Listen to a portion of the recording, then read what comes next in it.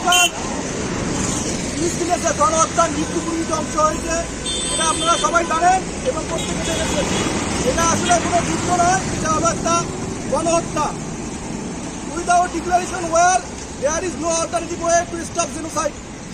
এই মুসলিম যারা জাতিসংঘ প্রতিষ্ঠা হয়েছিল 1945 সালে 24শে অক্টোবর বিশ্ব শান্তি প্রতিষ্ঠার জন্য, কিন্তু গতকাল গাজার মধ্যে যে হত্যাযজ্ঞ পরিচালিত হয়েছে, এখানে জাতিসংঘের অবস্থান কি সেটা আমরা জানতে চাই। এবং ওআইসি ইসলামী একটা সংস্থা, এখানে 57টা দেশ এবং 57টা দেশের মধ্যে 49টা মুসলিম প্রধান দেশ, এবং তাদের অবস্থানটা কি আমরা সেখানে জানতে চাই। এখানে প্রত্যেক দেশে যে মুসলিম আছে এই অবস্থা রুখে দেওয়ার জন্য সবার ঐক্যবদ্ধতা দরকার। ঐক্য ছাড়া এই সমস্যার সমাধান করা সম্ভব নয়।